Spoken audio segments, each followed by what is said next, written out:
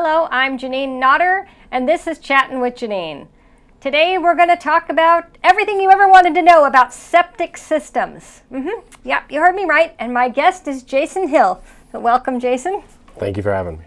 So how long have you been in the septic system business? So my parents started this company in 1989, and I spent every school vacation and every summer of my life working with my father, learning the business from the bottom to running the financial side of it from my mother over, about 35 years now. And what's the name of your company? AB Septic. AB. Okay, I've seen trucks around. Yeah, we're right here in Merrimack.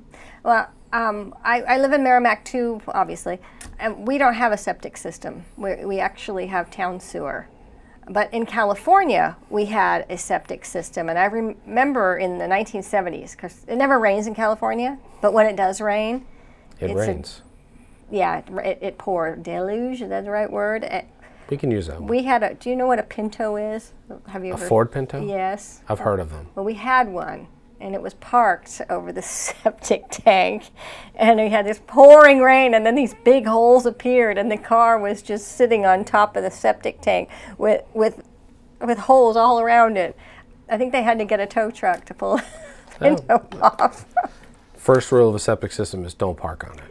They learned, well, we learned that. We had never had a septic system before because we always lived in the city, and then we moved to the boonies and in the boondocks. That's what they had, and we had to get used to that.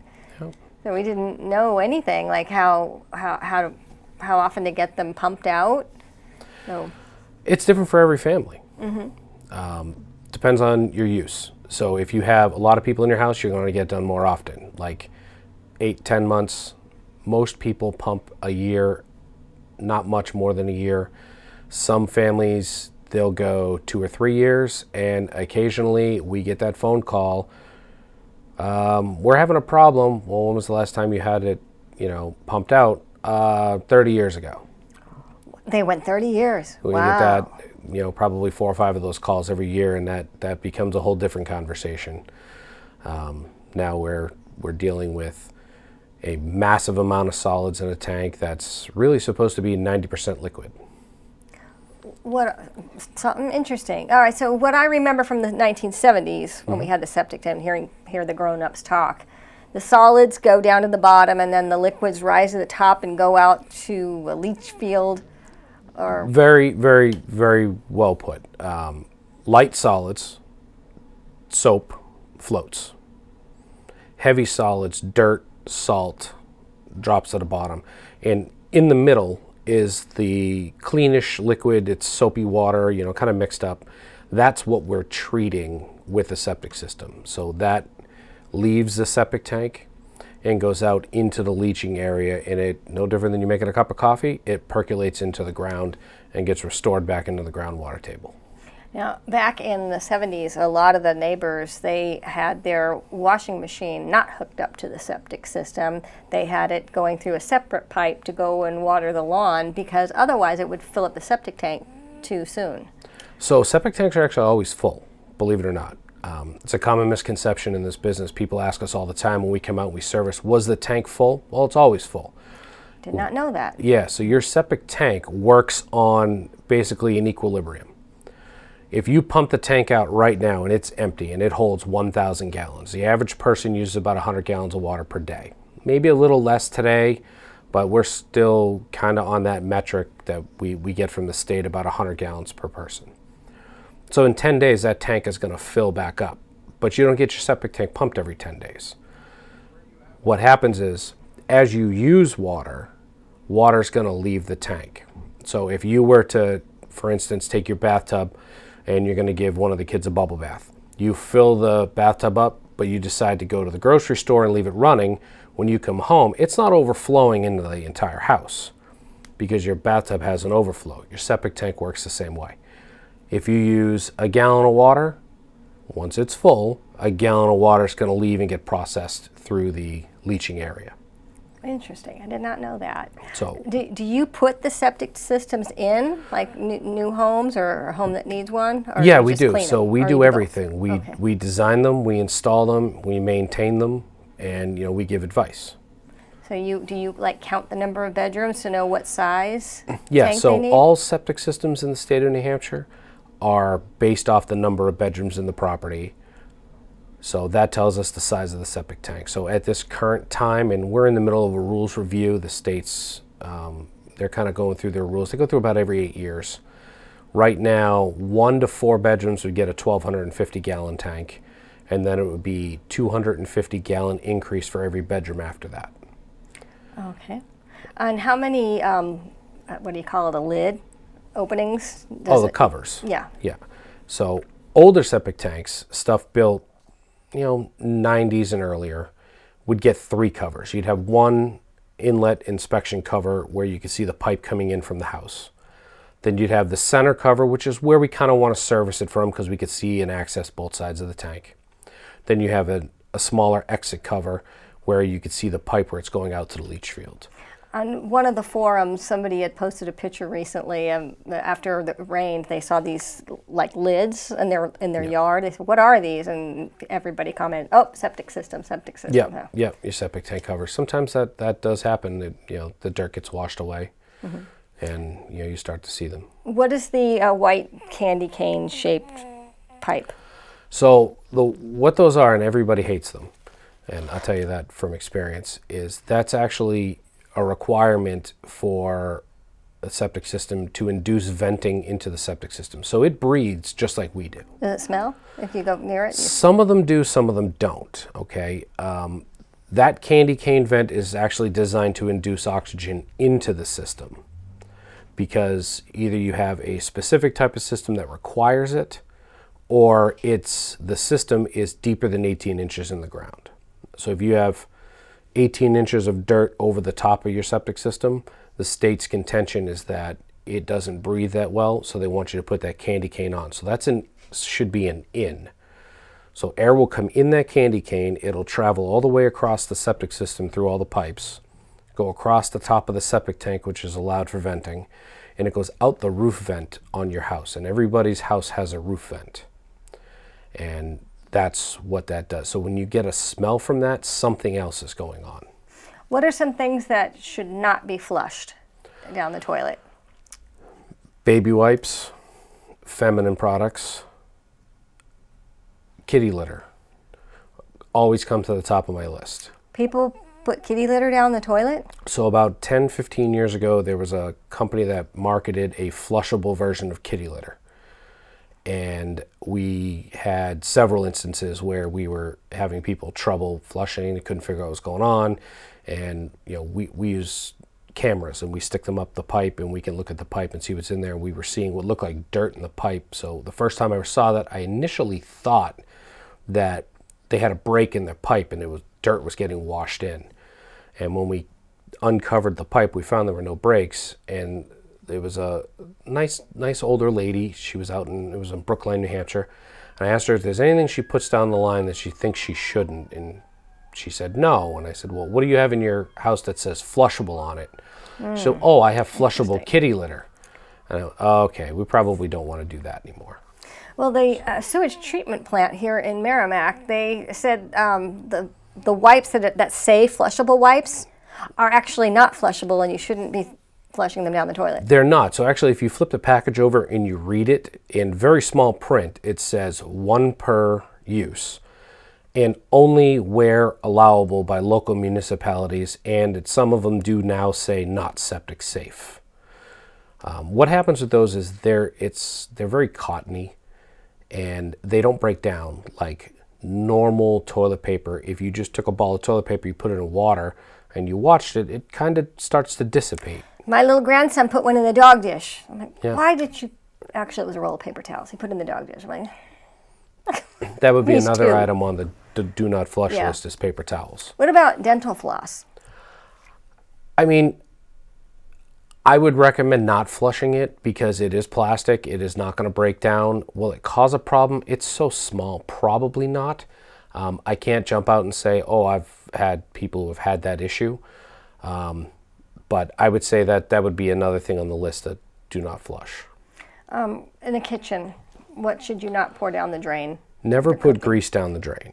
What happens when you pour grease down the drain? So grease is grease forever. It does not break down. It solidifies.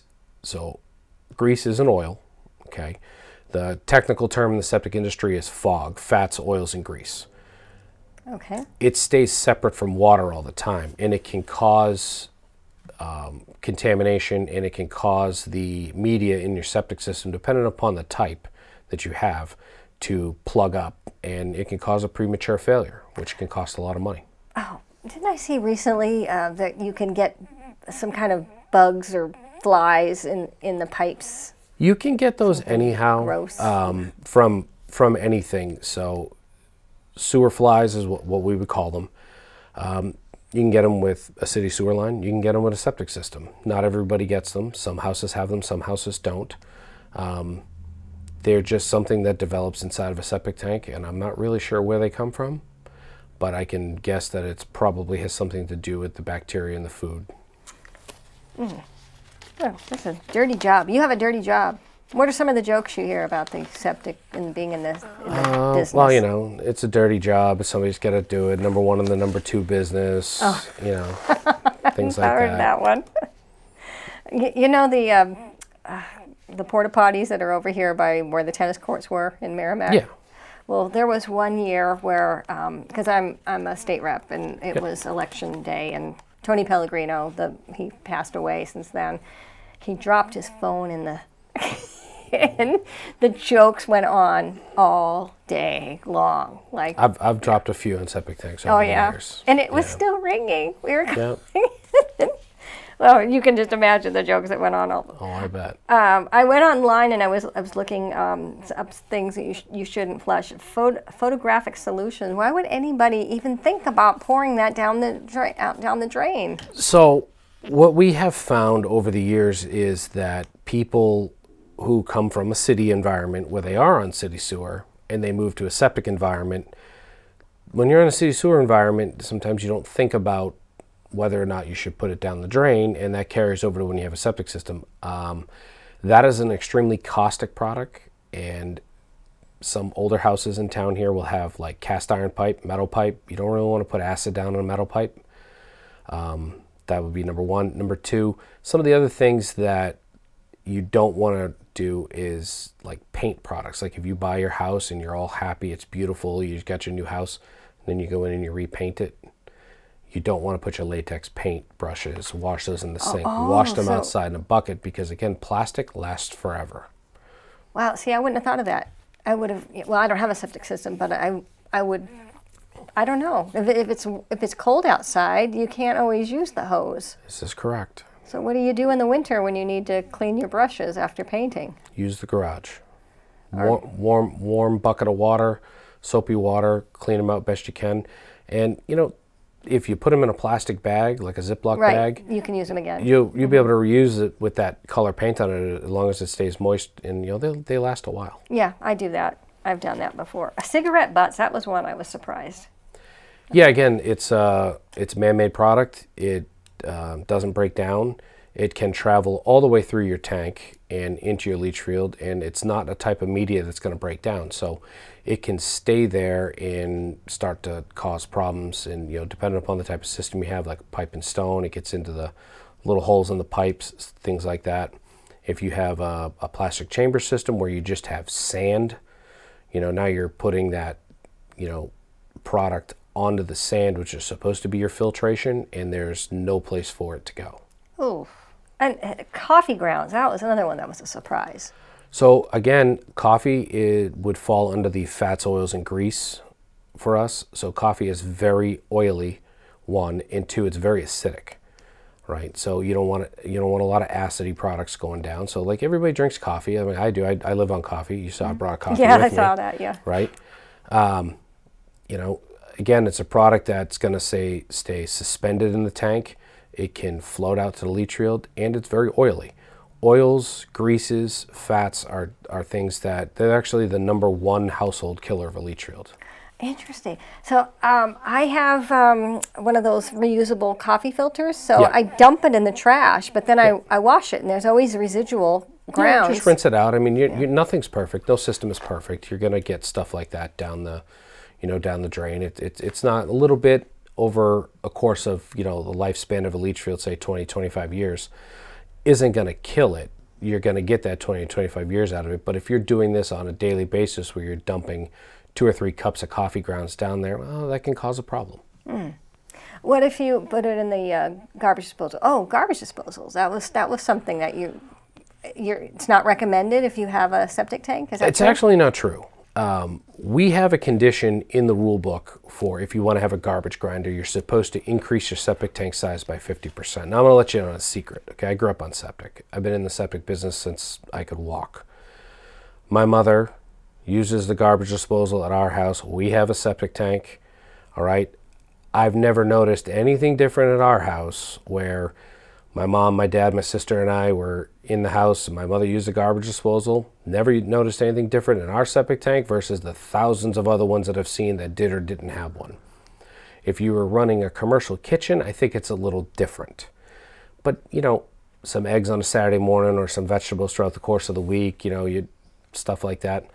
Yeah, try and throw most of it away, but some stuff's going to get down the sink if you use the garbage disposal. I don't see an issue with it. I never have. Mm-hmm. Now, the leach field, is it all right to plant flowers, bushes? Flowers, bushes don't really bother us. What I will tell you is this. Make your yard, make it beautiful, do what you want to do. But be prepared that if you spend a lot of money on landscaping in the area of your leach field, at some point you will spend a lot of money to redo it because you will change that leach field. Is the grass always greener over the septic tank? Generally not. Septic tanks, concrete, 99% of them in the state are concrete. Concrete has a tendency to take water out of the ground.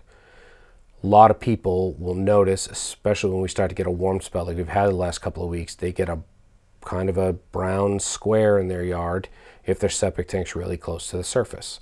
That is the tank, the concrete just taking the liquid right out of the soil. Okay, close to the surface. So earlier when we were talking about the candy cane, if they're closer to the surface, they don't need the candy cane? Correct. Okay. Yep. So the types of systems that will get one are chamber systems, or if you have... So there's different types of systems. Yeah, there's quite a few on the market now. You deal in all of them? I've put almost every type of septic system in the ground. So the original standard was the pipe and stone, and full size. So for an average 4-bedroom home, you'd get 800 square feet of pipe and stone. A leach field's 12 inches thick, all right, and it's a series of 4-inch pipes separated by 5 feet and surrounded by washed crushed stone. So 800 square feet for a 4-bedroom house is pretty average. The next step down from that is 2 systems, is an EnviroSeptic, which is a 12-inch round drainage tube with a synthetic grass and then wrapped in a filter fabric, kind of like landscape fabric you would see, but a little thicker. That's 50% reduced in size over the pipe and stone. So if you were going to get 800 square feet, you'd be down to about 400 square feet. Now, that also computes into life expectancy. All right, pipe and stone, 20 to 25 years. EnviroSeptic, we're seeing them go between 10 to 15 years, some a little more, some a little less, as it's an average. The next type of system would be a chamber system. Those are 40% reduced in size. All chamber systems get a vent. That's when you get that candy cane, right? EnviroSeptics don't need a vent unless you have a pump where if your septic system's way above your septic tank, we have to pump the liquid uphill. Then you get 2 vents, sometimes 3. And one of them will be 13 feet tall. What is the best one on the market? Pipe and stone, hands down. Most cost effective. And how long does that one last? 20 plus years. All right, so you want to offset it with the roof because you got to replace the roof every so often. That'd be a big expense. Have to do both. Is it really expensive to get? The average price these days is getting up there. By the time you're done on an average 4-bedroom house, you will spend pretty close to $20,000. Yeah, that's a lot. It is. That's like a roof. It is. Yeah. Wow. What's the number one cause of septic-related issues? Lack of maintenance. lack of maintenance. Pump your tank regularly, whether it's every year, every couple of years. Then, don't be shy. Ask the driver. It doesn't matter who you use. Ask the driver, what do you see? They're going to tell you. They look at these every day. You don't. Right? They're going to tell you, well, this didn't look good. That looks great. Things like that. I remember growing up in the 70s, we always knew when one of the neighbors was getting their septic tank clean. You go outside and, ugh. But last week, I was out jogging, and I passed a home. I'm like, oh, I picked the wrong street to run down. I didn't smell anything. So some of the newer trucks have, and some of our trucks have this, they mix a perfume in with the exhaust of the truck. So it gets like for instance, I know we have one that does lilac. So if you like lilacs, we might be, in your neighborhood. Who knew? It's just a little different these days, but yeah, I understand where you're coming from with that. It would smell the whole neighborhood. Yeah. No, and I'm very sensitive to bad smells. Thank God my husband has always cleaned up after the kids when they got sick growing up. We've had sick, so he's cleaned up a lot of vomit over the years. I couldn't do that job. You said you started when you were a kid. You've always been around it, so you just build up a tolerance to bad. Even oh, absolutely. Like policemen and on the scene where they have to go where there's things that are dead. And they get used to the smell. Yeah. I'll be honest with you. People ask me all the time, do you smell that when you're, because I have a smell in my house, and can you smell it? I can't smell it anymore. No, you're immune to it. After 30 years of being around it, I've built up the immunity for sure.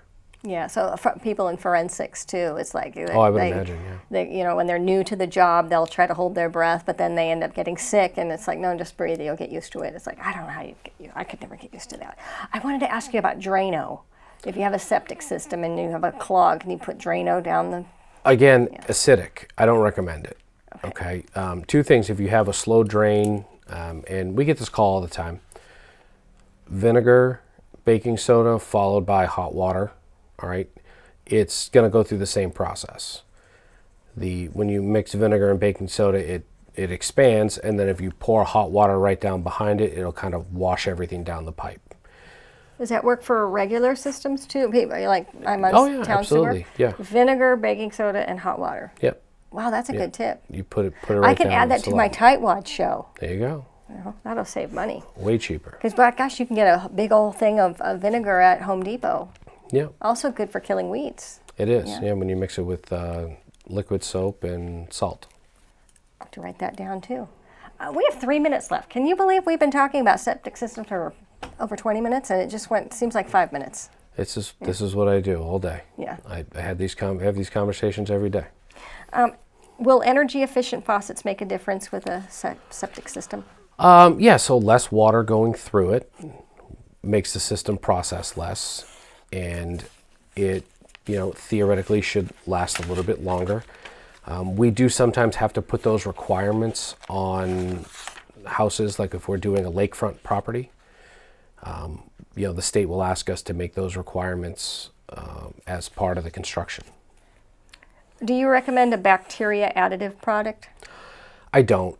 I tell people this all the time. If it makes you feel better, that's fine. Nothing is going to enhance it better than using it. Okay. Do installers count the... Oh, I already asked that question.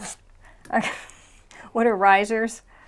Risers are a cylinder generally that we use to increase the depth of the height of your septic tank cover. So if your septic tank's really deep in the ground, like we were talking about with vents and stuff, we want that to be within 6 inches of grade or less, sometimes right at finished grade, so it's nice and flat, because we want to, one, be able to access it in the wintertime, and two, if you have a nice lawn, we don't want to be digging it up all the time, because it never seems to go back together just the way we took it out, like the weirdest puzzle ever. Mm-hmm.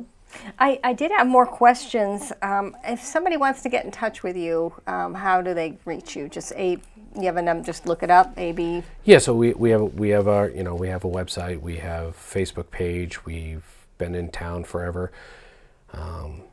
Trucks are rolling around all the time, so you can reach us that way. Yeah, because this question, what measures are in place to prevent groundwater contamination, I think is going to take more than a minute to answer. Probably. Yeah, but maybe somebody has that question, they can contact you. Certain cleaning products, we went over that. Energy efficient, no. Other than that, I think I covered just about everything. Is there anything you'd like to say in closing? No, I just, thanks for having me on. It was, when you were looking for your ideas, through Facebook, I thought of this, and, it's going to benefit the town. Absolutely. I grew up here. I live here. Because, a lot of people in town have a septic system. Yeah, so. I think it's about 75% still. Wow. So it might be a little less now, but. So. I like having different topics every week. That's when I first started the show, that's what I used to do. And now I'm trying to get back to what it was.